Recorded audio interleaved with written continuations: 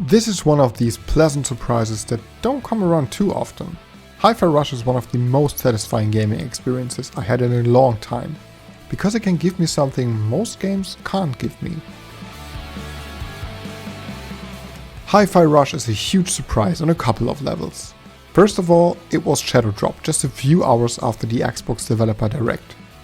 What's also surprising is that this game is a combination of your typical character-based action game like DMC or Bayonetta and a rhythm game.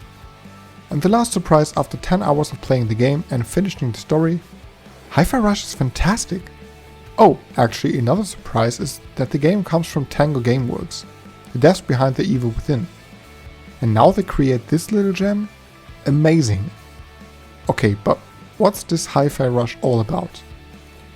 As I said, Hi-Fi Rush is the unique combination of a character-based action game like DMC and a rhythm game. That means all your button presses should be done on the beat of the music. You can of course ignore that and your character would still do what you want, but it wouldn't be efficient.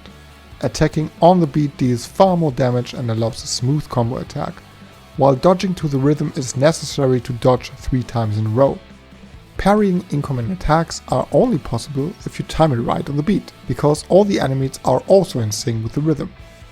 What takes some time to get used in the first hour of the game becomes an absolutely amazing flow after a while that almost feels like a dance that creates a satisfying feeling.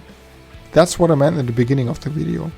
This feeling you get when you nail every beat and you are just in sync with the music is something so satisfying that only actually making music can otherwise give you.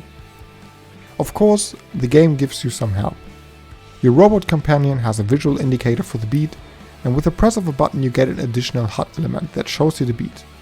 Also, many elements in the environment move to the beat, which is a nice touch and can also help you synchronize with music. But I have to make one thing very clear. All this is far more than a gimmick or something. The actual gameplay has just the right amount of depth for a character-based action game like this. You earn money to learn new combats, buy special attacks, which kind of works like ultimate moves, and buy chips that works like passive abilities. All very familiar for people who played DMC before. In combat all is very straightforward. You have a light attack that takes 1 beat to land, and a heavy attack that takes 2 beats. Then special attacks that require some additional input, sometimes exactly like in rhythm games. Also a couple of characters will join you during the story that are needed for certain situations in combat and can be summoned for one specific attack. That alone makes for an approachable but also deep combat system that not only requires you to get the timing right, but react to situations with the character assist or special attacks. But on top of all that, the enemy design is actually surprisingly good. The game introduces new enemy types constantly that require different ways to defeat them. With that, the developers managed to keep the gameplay fresh from the first minute up until the credits roll, and that is just fantastic. Overall, combat is designed creatively, deep and just downright fun as hell. The only negative thing I have to say about the combat is that in the first 2 or 3 hours I think there are not enough encounters. And in the last few levels there were situations where less enemies would have been better in my opinion. They did not exaggerate with enemies, but yeah, a little less would have been great. The main character Chai is a typical light-hearted, young, energetic protagonist, with a sometimes clumsy way of approaching people or situations. In the first minutes I feared that this characterization would be annoying, stupid or just awkward to watch. But it actually turns out that all the characters are charming and the game is genuinely funny.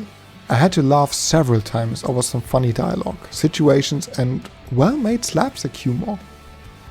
Overall, this game presents itself beautifully and many cutscenes are as well made as many modern animated movies from big companies like Disney or DreamWorks.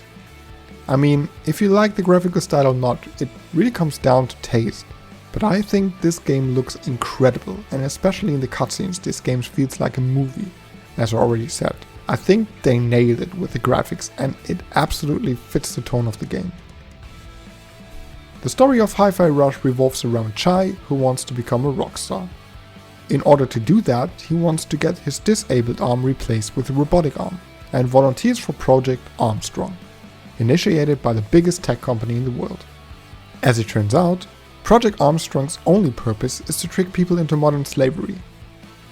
During the procedure for Chai's new robot arm, his music player falls on his chest, causing it to be implanted into his body, which is of course the reason for him to feel the beat and see everything in sync with the music. And because of that, Chai is now considered a defect and is therefore chased by the company. I'll leave it at that with the story, and I'll just say this. It's nothing you haven't already seen, and its only purpose is to get you from one place to the other. But the charismatic characters, funny situations and great enemy encounters, including boss fights, create a memorable journey that just kept a smile on my face the whole way through. And also, after you finish the story, there's still plenty to do. You can revisit chapters to reach areas you couldn't go to before. As rewards, you get cosmetic items to customize the look of your character. That's a clever way to keep the player motivated to spend more time with the game. I appreciate this effort, and I like to see things like that in other games too. Hi-Fi Rush is the first big surprise of 2023. Not only because it was shadow dropped, but also it's actually really good. The rhythm aspect works really well with the combo-based action combat, and that creates a satisfying combat experience overall. All of the characters grew on me over the course of the roughly 10 to 12 hour campaign. It looks beautiful, the humor was great, and there was no second where I didn't have fun. Hi-Fi Rush is a great game that deserves more attention. Even if you don't like rhythm games, give this one a go. It will be worth it. Thanks so much for watching. Have you played Hi-Fi Rush yet? Tell me down below, and if you enjoyed this video, consider subscribing. Have a nice day, and I'll see you in the next video.